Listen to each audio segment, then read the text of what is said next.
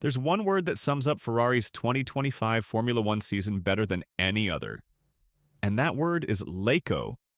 Though it may sound mysterious to outsiders, within the walls of Maranello and in the cockpit of Charles Leclerc, it's a term that echoes every weekend, every session, and nearly every lap.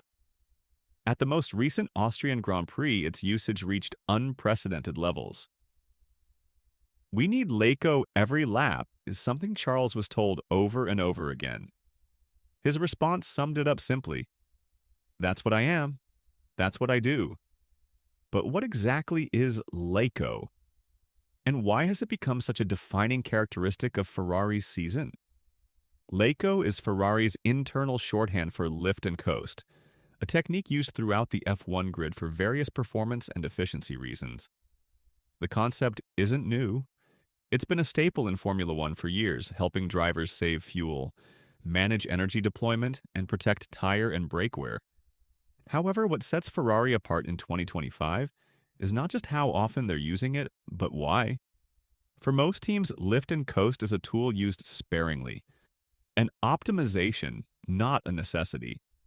For Ferrari, it's become a crutch, a way of managing a deep-rooted flaw in the design of their SF25 chassis.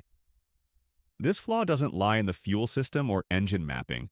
It's not about tire compounds or driver errors, it's something far more structural. A flaw in the way the car warms up and manages the temperature of the front tires, particularly during race conditions. Ferrari's engineers have known about this issue for some time, but in recent races, most notably the Austrian Grand Prix, it became impossible to hide. And no, this isn't about plank wear or ground clearance either. This issue is tied specifically to how Ferrari are forced to utilize their front brakes, not just to slow the car, but to artificially heat the front tires, especially in qualifying. In Formula One, qualifying is all about tire preparation.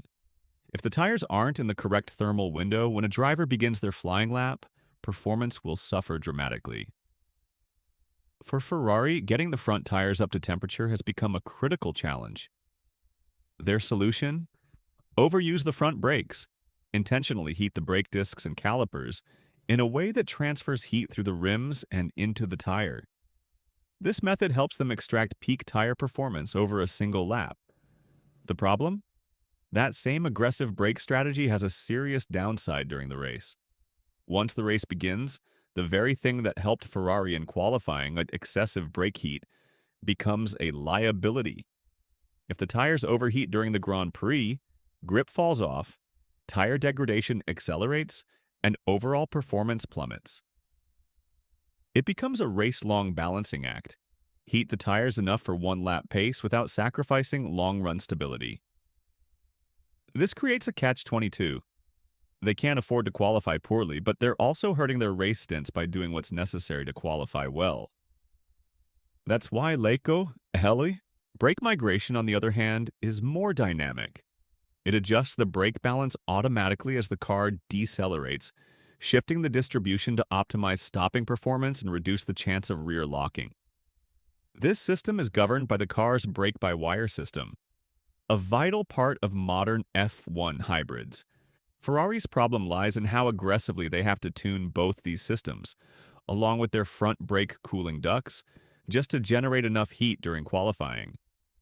During every race weekend, Ferrari's engineers must make a crucial decision: how much to restrict front brake cooling. These cooling ducts regulate how much hot air escapes the brake assembly. By narrowing the ducts, they can trap more heat inside the brake system, heat which transfers to the tire. This strategy works well for qualifying, but during a race, those same ducts cause the brakes and tires to overheat, leading to thermal degradation, high wear rates, and ultimately poor race performance. And that's when the Leico radio calls flood in. The only way to reduce thermal load mid-race is for the drivers to lift earlier and coast into corners. This problem becomes even harder to manage with outside factors in play. Weather, for example, has a huge impact on Ferrari's setup choices. If Friday practice is run in cool conditions, Ferrari may not gather the data they need to make accurate predictions for Sunday. If temperatures then rise for race day, their cooling setup may prove too aggressive, and they end up cooking the front tires. Likewise, if one of their drivers crashes during FP1 or FP2, they lose valuable data, making Saturday and Sunday setup decisions riskier and less informed. This is a problem that's become deeply embedded in Ferrari's 2025 campaign, and one that likely won't be resolved this season. However, there may be some hope on the horizon. The team is targeting a rear suspension upgrade that could unlock additional performance and setup flexibility in the SF25. That upgrade, expected for Spa, not Silverstone, may help widen the car's operational window, allowing better control over brake and tire temps. But even that won't completely solve the issue.